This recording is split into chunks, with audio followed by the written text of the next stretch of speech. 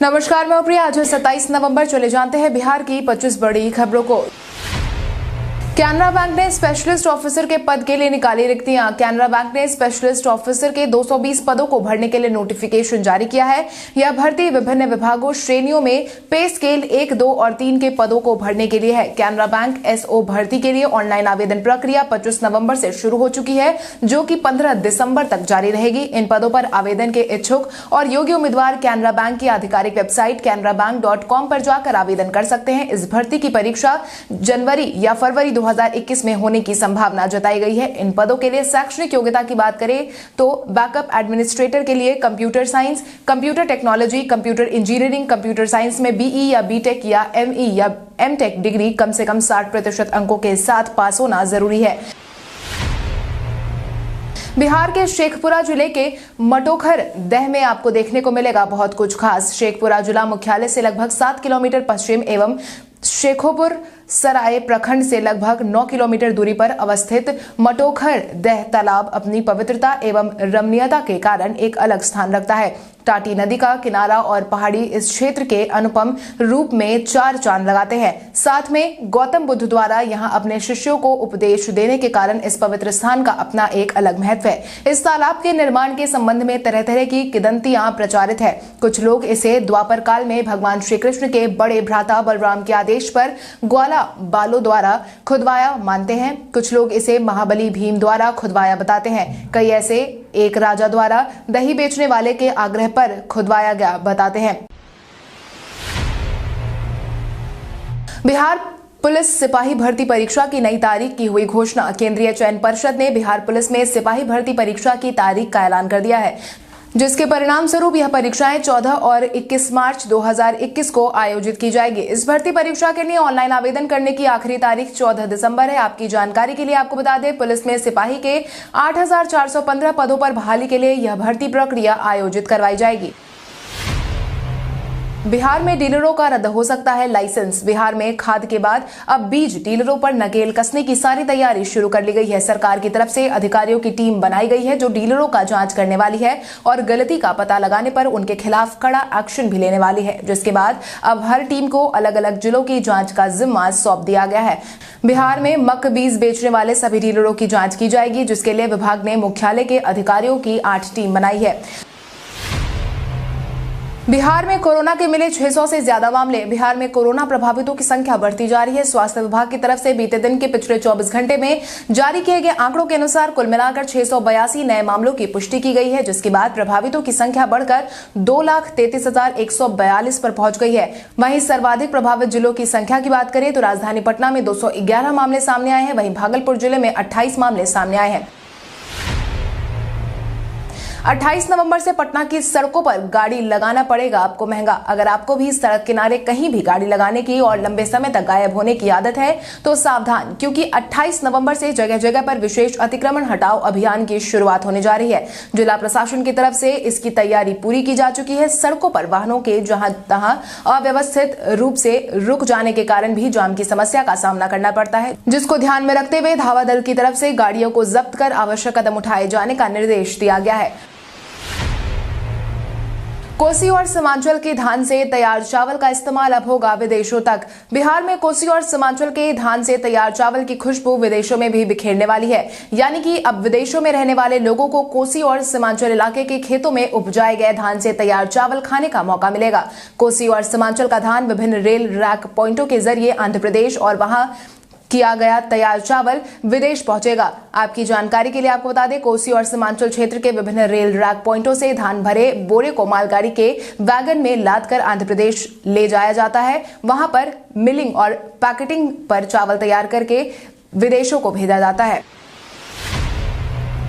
शनिवार से हवा के रुख में होने वाला है बदलाव। बिहार में वर्तमान समय में हवा का रुख उत्तर पूर्व होने के कारण तापमान में मामूली वृद्धि देखने को मिल रही है। हालांकि मौसम वैज्ञानिकों की माने तो शनिवार से बिहार में फिर से ठंड बढ़ने वाली है, क्योंकि शनिवार से उत्तर पश्चिमी हवा चलने से यह अपने साथ ठंड लाएगी। साथ ही साथ तापमान में भी गिरावट देखने को मिलेगी। वर्तमान समय की बात करें तो राजधानी पटना समेत विभिन्न शहरों का अधिकतम तापमान 25 से 28 डिग्री के और न्यूनतम तापमान गया को छोड़कर 10 से 12 डिग्री के आसपास रहेगा। हालांकि आने वाले दिनों में आंशिक कोहरा और धुंध रहने के भी आसार जताए गए हैं। बिहार सरकार का बड़ा आदेश, बारात में 100 से अधिक लोग नहीं हो सकते हैं शामिल। बिहार में एक बार फिर से कोविड-19 की परेशानी बढ़ने लगी है, जिसके बाद राज्य सरकार ने बड़ा फैसला लिया है। गृह विभाग के अपर मुख्य सचिव आमिर सुबहानी ने नए आदेश के संबंध में जानकारी साझा की है। उन्होंने साफ तौर पर कहा है कि शादी में 100 लोग ही शामिल हो सकेंगे। यह नियम आज से 3 दिसंबर तक लागू रहने वाली है। इन 100 लोगों में बारातियों के साथ साथ वेटर और स्टाफ भी शामिल होंगे। इसके साथ ही सड़क पर बैंड के साथ बारात निकालने की अनुमति नहीं होगी। बिहार पुलिस में तैनात इंस्पेक्टर से सिपाही तक की होगी परीक्षा। बिहार पुलिस में तैनात इंस्पेक्टर से लेकर सिपाही तक की परीक्षा का आयोजन करवाया जाएगा। इससे यह पता लगाने की कोशिश की जाएगी कि वो अपनी कसौटी पर कितना खड़ा उतर सकते हैं। पुलिस मुख्यालय में तैनात पुलिसकर्मियों की कार्यक्षमता की जांच की जाएगी और यह देखा जाएगा कि यह सिपाही या अफसर कितने सक्षम है, कितने नहीं। पुलिस मुख्यालय में तैनात पुलिसकर्मी कसौटी पर नहीं उतरेंगे, उन्हें मुख्यालय में जगह नहीं मिलेगी। उनका तबादला मुख्यालय से बाहर जिला या इकाई में कर दिया जाएगा।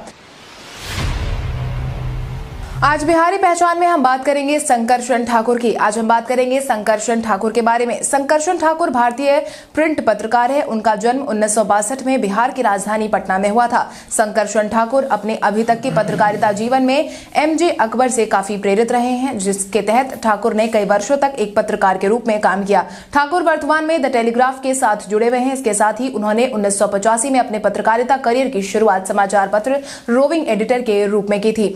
वो पहले द इंडियन एक्सप्रेस के एसोसिएट एडिटर थे। ठाकुर ने बिहार और कश्मीर को बड़े पैमाने पर कवर किया है। उन्होंने 2001 में राजनीतिक पत्रकारिता में उत्कृष्टता के लिए प्रेम भाटिया पुरस्कार भी जीता है। राज्यपाल ने अपने अभिभाषण में सरकार की तरफ से विकसित बिहार बनाने की दोहराई बात। बीते दिन बिहार विधानमंडल में संयुक्त सत्र को राज्यपाल फागू चौहान का अभिभाषण का आयोजन करवाया गया था। विधानमंडल के विस्तारित भवन के सेंट्रल हॉल में राज्यपाल विधानसभा और विधान परिषद सदस्यों को उन्होंने संबोधित किया। अपने अभिभाषण के दौरान उन्होंने कहा कि हमारे यहाँ शांतिपूर्ण, स्वतंत्र और निष्पक्ष चुनाव संपन्न हुए। राज्य की जनता ने विकास के एजेंडे को स्वीकार करते हुए सरकार का स्वरूप तय कर दिया है। मुझे पूर्ण विश्वास है कि हमारी सरकार समावेशी विकास के पथ पर चलते हुए विकसित बिहार बनाने की ओर अग्रसर होगी।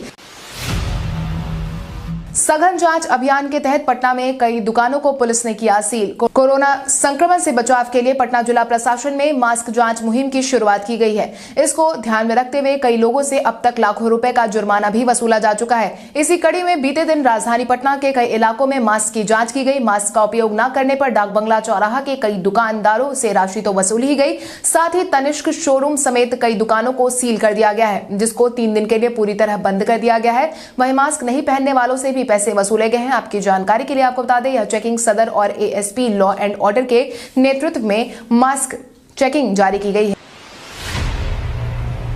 बिहार में 34,000 शिक्षकों का पद खाली। बिहार में सेकेंडरी और हायर सेकेंडरी स्कूल में बड़ी संख्या में शिक्षकों के पद खाली है। हाल ही में केंद्र सरकार ने भी इस मामले में बिहार को पहले स्थान पर रखा था। देश भर में सबसे ज्यादा बिहार की शिक्षा व्यवस्था खराब है, यह केंद्र सरकार की रिपोर्ट बताती है। शिक्षकों की बहाली को लेकर हाईकोर्ट में सुनवाई हुई। पटना उच्च न्यायालय ने इस मामले में नीतीश सरकार से जवाब की मांग की है। मिली जानकारी के अनुसार हाईकोर्ट में हुई सुनवाई में यह बात निकलकर सामने आई है कि बिहार के सेकेंडरी और हायर सेकेंडरी स्कूल में लगभग 34,000 शिक्षकों के पद खाली है। लालू प्रसाद यादव की जमानत पर रांची हाईकोर्ट में सुनवाई आज। राजद सुप्रीमो लालू प्रसाद यादव की जमानत याचिका पर आज हाईकोर्ट में सुनवाई होने वाली है। चारा घोटाले में दुमका कोषागार से अवैध निकासी के मामले में लालू प्रसाद ने जमानत के लिए याचिका दायर की है, जिसके बाद अगर लालू प्रसाद यादव को हाईकोर्ट से जमानत मिली तो वो सलाखों के पीछे से बाहर आ जाएंगे। राजद सुप्रीमो को लेकर पिछली बार कोर्ट ने सुनवाई की तारीख को आगे बढ़ा दिया था, जिसके बाद राजद कार्यकर्ताओं में मायूसी छा गई थी। अब एक बार फिर से राजद और लालू परिवार में इस बात को लेकर उम्मीद है कि आज लालू को राहत मिल सकती है। हालांकि सीबीआई अपनी तरफ से इस पूरे मामले में हस्तक्षेप करने की पूरी कोशिश में जुटी है। मैथिली ठाकुर का गढ़वाली गीत सोशल मीडिया पर कर रहा है ट्रेंड। अपनी आवाज से लोगों के दिलों पर राज करने वाली मैथिली ठाकुर का एक वीडियो इन दिनों सोशल मीडिया पर तेजी से ट्रेंड कर रहा है। इस वीडियो में मैथिली ठाकुर अपने सहयोगियों के साथ गढ़वाली मांगलिक गीत को बड़ी ही खूबसूरती के साथ गा रही है। आमतौर पर मांगल गीतों को उसी भाव से गाना कोई आसान काम नहीं होता है, मगर जिस तरह से मैथिली ने मांगलिक गीतों में शब्दों के साथ भाव को पकड़ा है, उसने एक बार फिर से साबित कर दिया है कि वाकई में संगीत की कोई सीमा नहीं होती। मैथिली के इस गाने को अभी तक उनके चैनल पर सबसे अधिक पसंद किया गया है। राबड़ी देवी ने सुशील मोदी के बेरोजगार होने की कही बात। बिहार में चुनाव खत्म होने के बाद राजनीति जारी है। वहीं लालू यादव का ऑडियो बाहर आने के बाद बयानबाजियों का सिलसिला एक बार फिर से शुरू हो गया है। इसी क्रम में राबड़ी देवी ने अब सुशील मोदी को लेकर अपना बयान जारी किया है। इतना ही नहीं, उन्होंने सुशील मोदी को बेरोजगार तक करार कर दिया है, जिसके तहत उन्होंने कहा कि सुशील मोदी के पास कोई काम नहीं है, इसलिए वो ऐसी हरकतें कर रहे हैं। आपकी जानकारी के लिए आपको बता दें, राबड़ी देवी का यह कहने का आशय यह है कि उन्होंने अपने ट्विटर हैंडल से एक नंबर जारी किया था, जिससे लालू यादव विधायकों को कॉल कर अपनी पार्टी में आने का ऑफर दे रहे थे। सलाखों में बंद लालू यादव के फोन इस्तेमाल करने पर पीआईएल हुआ दर्ज। राजद सुप्रीमो लालू यादव के ऑडियो के बाहर आने के बाद राजद की मुश्किलें बढ़ने वाली है। वहीं अब सरकार गिराने की कोशिश करने के आरोप में भाजपा ने राजद के खिलाफ एक जनहित याचिका भी दायर कर दी है। मेरी जानकारी के अनुसार भाजपा नेता अनुरंजन अशोक की तरफ से दाखिल जनहित याचिका में कहा गया है कि लालू प्रसाद सलाखों में बंद मोबाइल फोन का इस्तेमाल कर सरकार को अस्थिर करने का प्रयास कर रहे हैं। यह नियमों का उल्लंघन है। प्रशासन और सरकार उन्हें यह सुविधा किस नियम के तहत दे रही है, इसकी जांच करने का आग्रह हाईकोर्ट से किया गया है। भारत के इतिहास में आज की तारीख कई कारणों से है दर्ज। भारत के इतिहास में आज की तारीख कई कारणों से दर्ज है, क्योंकि आज ही के दिन कई ऐसी महत्वपूर्ण घटनाएं घटी जो इतिहास के पन्नों में हमेशा के लिए दर्ज होकर रह गई है। 1795 में पहले बंगला नाटक का मंचन हुआ। 1895 में अल्फ्रेड नोबेल की वसीयत के अनुसार नोबेल पुरस्कार की शुरुआत हुई। 1907 में भारत के प्रसिद्ध कवि और लेखक हरिवंश राय बच्चन का उत्तर प्रदेश के इलाहाबाद शहर में जन्म हुआ। 2011 में प्रसिद्ध भारतीय शास्त्रीय संगीतकार सुल्तान खान ने दुनिया को अलविदा कह दिया। ट्विटर ने लालू यादव से संबंधित सुशील मोदी के ट्वीट को किया डिलीट। सुशील मोदी ने बीते दिनों लालू प्रसाद यादव से संबंधित ट्वीट जारी किया था, जिसके बाद राजनीति शुरू हो गई थी। वहीं मामले की गंभीरता को देख ट्विटर ने अब उस ट्वीट को डिलीट कर दिया है। जारी किए गए ट्वीट में पूर्व उप मुख्यमंत्री सुशील कुमार मोदी पर राजद सुप्रीमो लालू प्रसाद यादव पर रांची के जेल से अपने बिहार विधानसभा अध्यक्ष पद को लेकर विधायकों को फोन कर प्रलोभन देने की बात कही थी। इसके साथ ही मोदी ने ट्विटर पर एक नंबर सार्वजनिक भी किया था। भाजपा नेता और पूर्व उप मुख्यमंत्री सुशील कुमार मोदी ने मोबाइल नंबर शेयर करते हुए राजद सुप्रीमो लालू प्रसाद यादव पर आरोप लगाते हुए कहा था कि वो फोन कर एनडीए विधायकों को तोड़ने की कोशिश कर रहे हैं। सभी यूजर के लिए फेसबुक ने जारी किया नया फीचर। फेसबुक ने जरूरतमंदों के लिए अनोखी पहल शुरू की है, जिसके तहत सोशल मीडिया प्लेटफॉर्म ने अपना साइट पर नया विकल्प पेश किया है, जो दान को आसान बनाएगा। इसे ड्राइव फीचर का नाम दिया गया है, जो कम्युनिटी हेल्प के अंतर्गत मिलेगा। इस फीचर के जरिए अपने आसपास मौजूद जरूरतमंद या दान करने वालों का पता लगा सकते हैं। कंपनी के मुताबिक इससे कपड़े, जैकेट, खाना और अन्य जरूरी सामान दान किया जा सकता है या फिर प्राप्त किया जा सकता है। यह फीचर अभी अमेरिका के लिए जारी किया गया है और यह धीरे धीरे सभी उपभोगकर्ताओं तक पहुंचेगा। कंपनी ने कहा है कि इस फीचर को जल्द ही दुनिया के अलग अलग कोनों में भी लॉन्च किया जाएगा। ऑस्ट्रेलिया के खिलाफ पहले ओडीआई के लिए मांजरेकर ने चुना टीम इंडिया का प्लेइंग 11। भारत और ऑस्ट्रेलिया के बीच 3 मैचों की सीरीज का पहला वनडे इंटरनेशनल मैच आज से शुरू होने वाला है, जो कि सिडनी ग्राउंड पर खेला जाना है। लिमिटेड ओवर में टीम इंडिया के उपकप्तान रोहित शर्मा इस सीरीज में नहीं खेल पाएंगे। पहले वनडे इंटरनेशनल मैच के लिए टीम इंडिया का प्लेइंग 11 चुना गया है। मांजरेकर के प्लेइंग 11 में सलामी बल्लेबाज के तौर पर शिखर धवन और मयंक अग्रवाल है। कप्तान विराट कोहली, श्रेयस अय्यर, केएल राहुल, मनीष पांडे, मोहम्मद शमी, कुलदीप यादव, युजवेंद्र चहल, जसप्रीत बुमराह और शार्दुल ठाकुर और नवदीप सैनी में से किसी एक को चुनने का सुझाव दिया है। सिद्धार्थ शुक्ला और शहनाज गिल का नया वीडियो सोशल मीडिया पर कर रहा है ट्रेंड। हाल ही में सिद्धार्थ और शहनाज का नया गाना सोना सोना को फैंस ने काफी ज्यादा पसंद किया है और यही कारण है कि अब यह गाना नंबर 1 पर ट्रेंड कर रहा है, जिसके बाद अब सिद्धार्थ और शहनाज का नया वीडियो सोशल मीडिया पर ट्रेंड करने लगा है। सिद्धार्थ ने शहनाज संग गाने सोना सोना पर एक behind the scene video share किया है। वीडियो में शहनाज और सिद्धार्थ की केमिस्ट्री देखने लायक है। इसके साथ ही वीडियो को शेयर करते हुए सिद्धार्थ ने लिखा है कि शुक्रिया, सोना सोना को शानदार रिस्पांस देने के लिए हम वर्ल्ड वाइड नंबर 1 ट्रेंड कर रहे हैं। आप भी अपने रील्स बनाइए।